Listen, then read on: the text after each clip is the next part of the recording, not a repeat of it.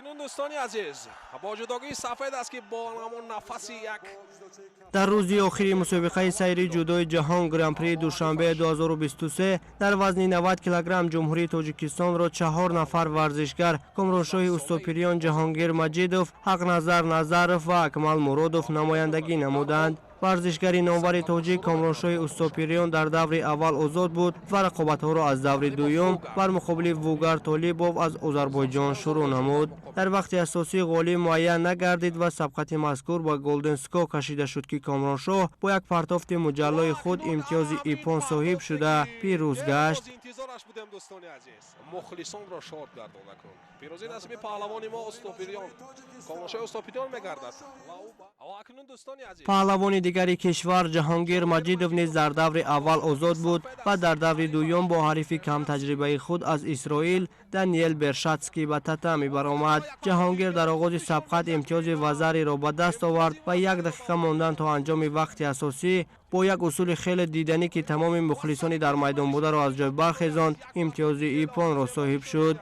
دوستان عزیز چون این پرداخت های زیبا اکنون خیلی هم یک سبقت جالب و دیدنی که کامرانشاه اوستوپیریان در دور 4 نهایی وزن 90 کیلوگرم دو پهلوان نامور میهن، یکی کامرانشاه اوستوپیریان و دیگری جهانگیر مجیدوف بر روی تتمی برآمدند. سبقت هر دو ورزشگر دوستانه صورت می‌گرفت و همزمان خیلی مشکل، زیرا هر دو پهلوانان رقابتی برابر نشان می‌دادند. و آخری این دو ورزشگر نیز به گلدن سکو کشیده شد و در یک حالت کامرانشاه اوستوپیریان به گرفتن امتیاز ایپون دست یافته غالب شد و سربلندانه به مرحله نیم نهایی همین وزن رفت. کامرانشاه برای قهرمانی دور به دور قدم‌های استوار می‌گذاشت.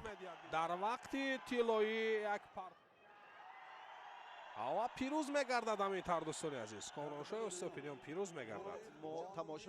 در دوره نیم نهایی رقیب کامرانشاه پهلوان ازبک جهانگیر محمد رحیموف بود. داور این رقابت در دقیقه‌های طلایی برای ورزشگری ازبک و خاطر از هجوم‌های رقیب گریختن و کمکاری کارت سیوم زرد را داد که در نهایت کامرانشاه به پیروزی دست یافته به وزن 90 کیلوگرم راه یافت. داور با جهانگیر محمد قلوف از ازبکستان شیدای سیوم داد.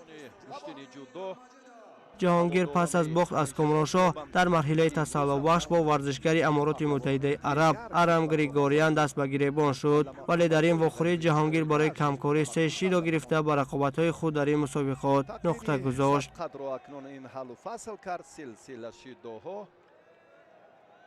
اعتراضی مخلصان و با همین ترتیب ورزشگری ما از ادامه در رقابت نهایی وزن 90 کیلوگرم کامرانشاه اوستوپیریان با الخوردیف الدر بر روی تتمی برآمد. سبقت پهلوانان برابر جریان می‌گرفت و هر دو هجوم‌های خطرناک سازمان می‌دادند. و آخری ورزشگران تا به دقیقه‌های طلایی طول کشید و کامرانشاه در یک حالت خوبی به میان آمده امتیاز وزری را صاحب شد و غالب وزن 90 کیلوگرم دانسته شد.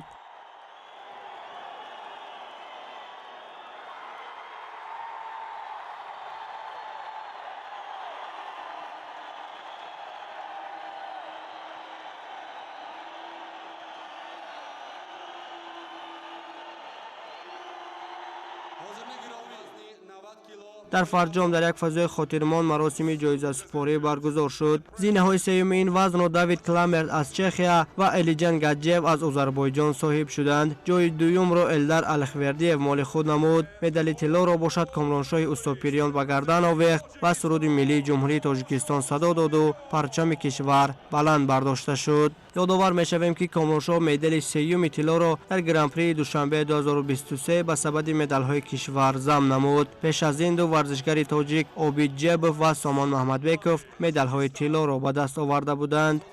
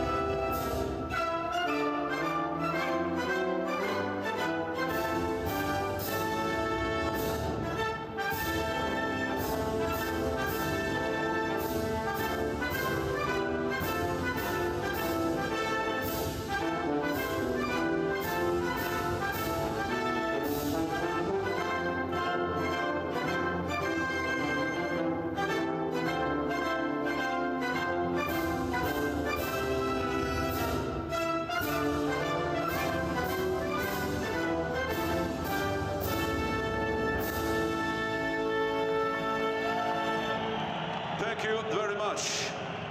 Family picture with the VIPs and the judoka.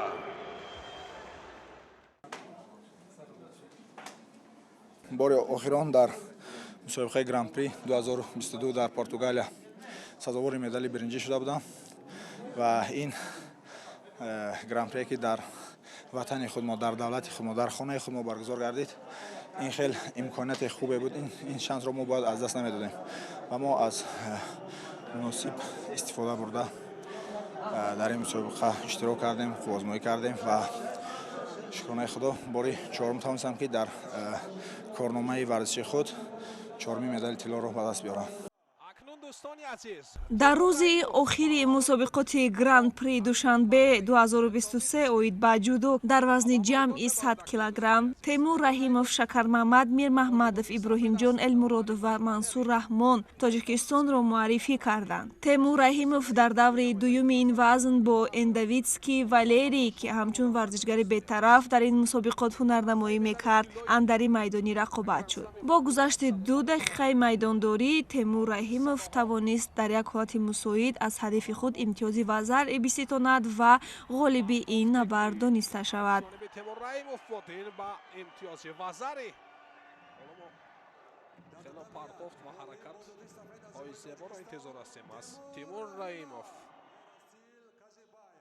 дар даври чорякниҳоӣ Темур Раҳимов бо намояндаи Қазоқистон Ерасил Казибаев нерӯ санҷид. Темури паҳлавон дар ин рақобат сараввал имтиёзи вазари ба даст овард. ҳарифашро дар ҳолати осайкомӣ нигоҳ дошта бо имтиёзи иппон ғолиб шуд.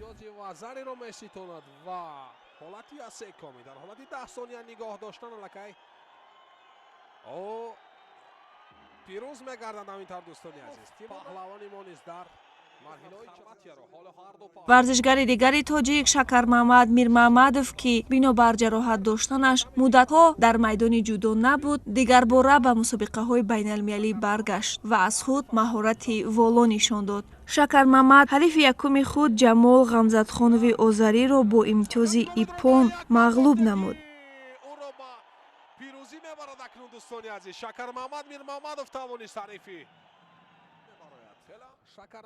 дар даври сеюм Мир Маҳмадов бо Азамат Чотчаеви Баҳрайнӣ рӯбарӯ шуд. Азамат тамоми нерӯи худро сарфи таҳамтани тоҷик кард, вале паҳлавони сангинвазни тоҷик бо партофти бисёр олӣ ҳарифашро ба тахта пӯш зад. як партофти ана ҳамин сари вақтиро барои мо нишон медиҳад акнун. дар даври ниманиҳоӣ вазни ҷамъи 100 килограмм Темур Раҳимов бо паҳлавони дигари тоҷик Шакар Маҳмад Мир Маҳмадов нерӯ санҷид. рақобати ҷудокорони тоҷик бисёр ҳассос ҷараён гирифт, вале бинобар камфаъолӣ Шакар Маҳмад бо 3 шидо муҷозот шуда рақобатро барои медали биринҷӣ идома дод. Темур Раҳимов бошад ба финали гран при баромад.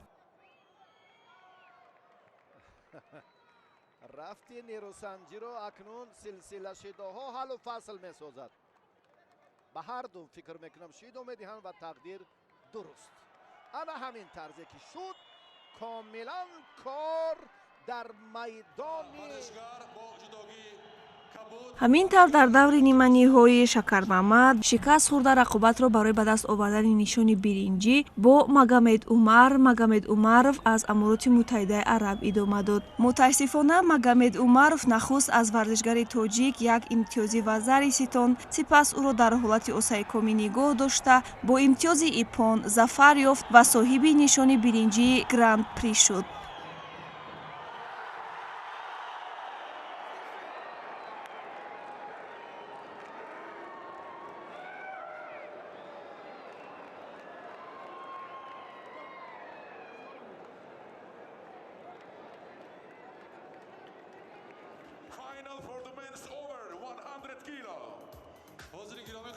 дар финал Темур Раҳимов бо ҳарифи сарсахти худ Темирлан Башаеви рус, ки қаблан аз ӯ шикаст хӯрда буд, рӯбарӯ шуд.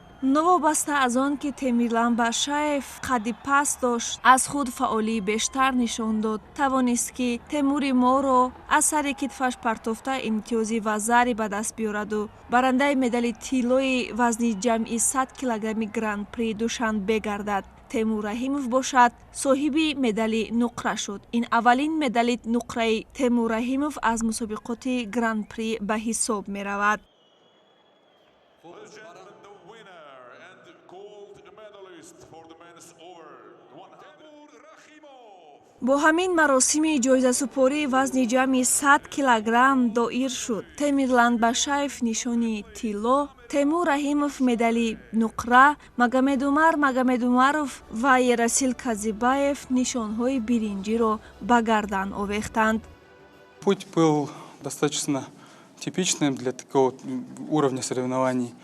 Финал, конечно, был очень такой серьезный. Мой соперник, он первый номер мирового рейтинга, очень сильный спортсмен. Поэтому я считаю, что хороший уровень соревнований, очень рад, что выиграл. Реакция публики, вообще заполненность зала, атмосфера здесь, это вам играло как-то, нервировало или вы привыкли? Нет, ни в коем случае. Я, наоборот, очень приятно удивлен и всегда радуюсь, потому что я знаю, что в Таджикистане очень сильно любят дзюдо, почитают дзюдоистов и всегда нас гостеприимно встречают, поэтому одно удовольствие.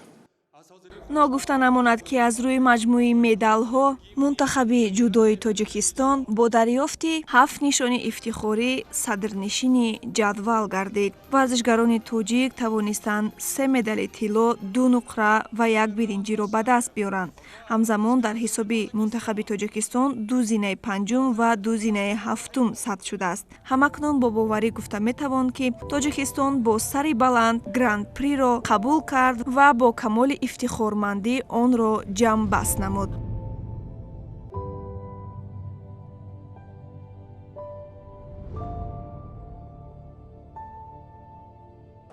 شهرتوز آمدم. دخترم همیشه گوشتینگیر، نامش گلبای و فضیلت. مخلص شده آمدم امروز. یکم جای میگیره گفته آمده بودم این شکست خورد. ماله این جای گوشتینگیر یک کس میغلطه، یک کس جای یکم میگیره.